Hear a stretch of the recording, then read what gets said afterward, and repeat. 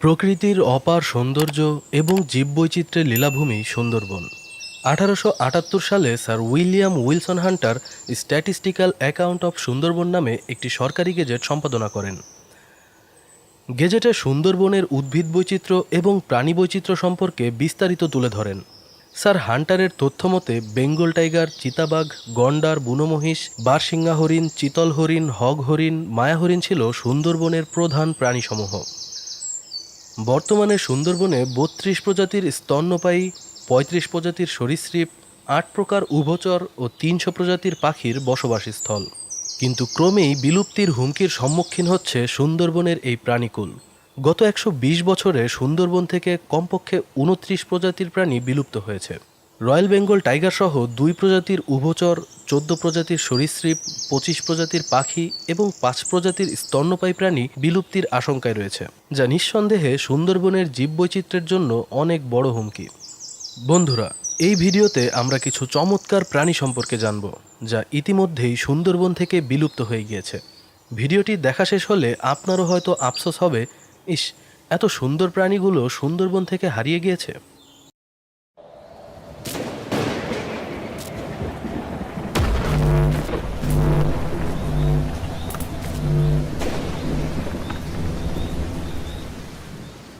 বাংলাদেশের দক্ষিণাঞ্চল এবং ভারতের পশ্চিমবঙ্গ রাজ্যের 2টি জেলা মিলিয়ে বিস্তৃত এই বনটি বিশ্বের সর্ববৃহৎ ম্যানগ্রোভ বা শ্বাসমূলীয় বনাঞ্চল। ম্যানগ্রোভ এক বিশেষ ধরনের উদ্ভিদ, যা সাধারণত সমুদ্র উপকূলবর্তী অঞ্চলের নোনা পানিতে জন্মায়। এদের প্রধান বৈশিষ্ট্য শ্বাসমূল। জোয়ারের কারণে যখন গাছগুলো অর্ধেক পানিতে ডুবে যায়, তখন শ্বাসমূলগুলো পানির উপরে ভেসে থাকে। শ্বাসমূলগুলোর মাথায় এক ধরনের শ্বাসছিদ্র থাকে, যা দ্বারা জোয়ারের সময় ম্যানগ্রোভ গাছেরা শ্বাস নেয়। প্রথমেই আসি চিতাবাঘের কথায়। চিতাবাঘকে ইংরেজিতে লেপার্ড বলা হয়। স্থলের সবথেকে দ্রুতগতির প্রাণী চিতাবাঘ ঘন্টায় প্রায় 115 থেকে 120 কিলোমিটার গতিতে দৌড়াতে পারে।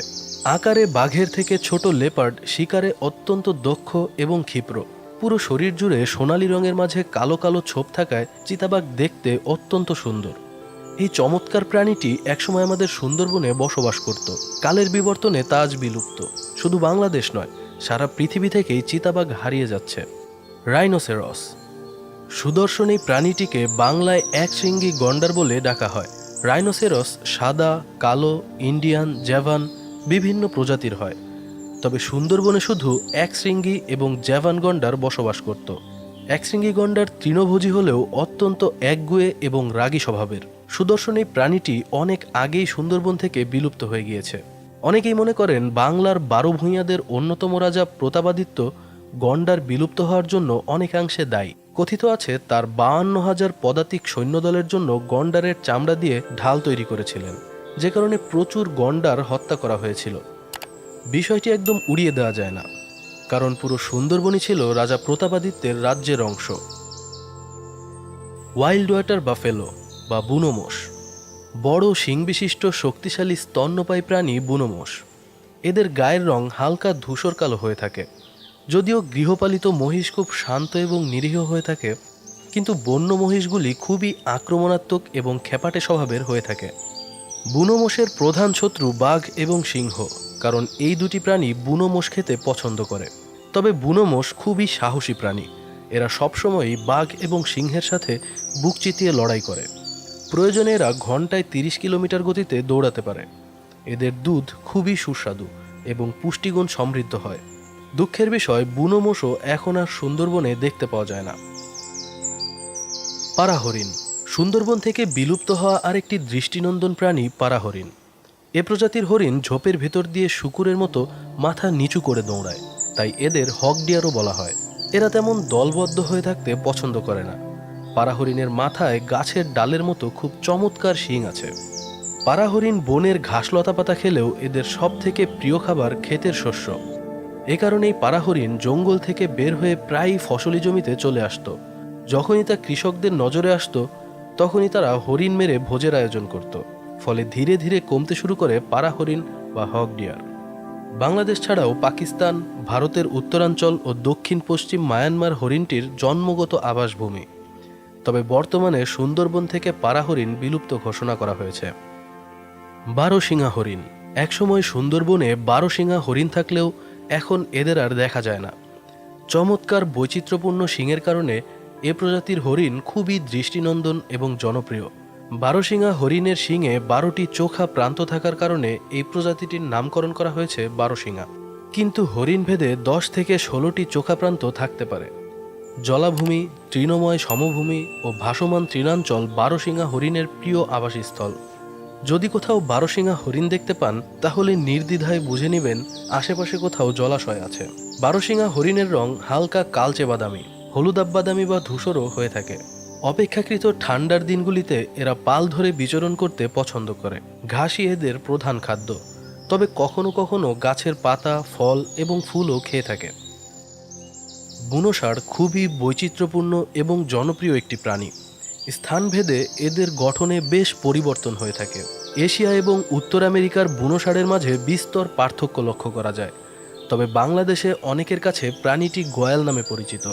গয়াল তৃণভোজী হওয়ায় গহীন বনের ঝোপঝাড়ের কচি পাতা ও ডালপালা খেয়েই বেঁচে থাকে। অধিকাংশ ক্ষেত্রেই বুনো গয়াল দলবদ্ধভাবে বাস করে। দলের নেতৃত্বে থাকে একটি বড় ও শক্তিশালী ষাঁড়। কালের বিবর্তনে বুনো ষাঁড়ও সুন্দরবন থেকে বিলুপ্ত হয়ে গিয়েছে। নীলগাই। নীলগাই শুনলেই মাথায় আসে নীল চামড়ার এক গরুর ছবি, কিন্তু নীলগাইয়ের নামে গাই যুক্ত থাকলেও এরা বাস্তবে কোনো গরু বা গরু জাতীয় প্রাণী নয়। এরা হরিণ জাতীয় প্রাণী। নীলগাই হরিণ জাতের প্রাণীগুলোর মধ্যে আকারে সবচেয়ে বড়। এদের খাবারের তালিকায় ঘাস, লতাপাতা, গুল্ম, ঝোপ ইত্যাদি তৃণজাতীয় খাদ্য রয়েছে। তাই এসব খাবারের প্রাচুর্য রয়েছে এমন জঙ্গলে বা জলাভূমির দিকে নীলগাইদের বেশি দেখা যায়। নীলচে ধূসর এবং বাদামি রঙের প্রাণীগুলো গাঢ় সবুজ অরণ্যে খুবই দৃষ্টিনন্দন লাগে। একসময় নীলগাই সুন্দরবন তথা সমগ্র বাংলাদেশে বিচরণ করত। তবে 1980 সালের পর থেকে প্রাণীটিকে আর বাংলাদেশে দেখা যায়নি।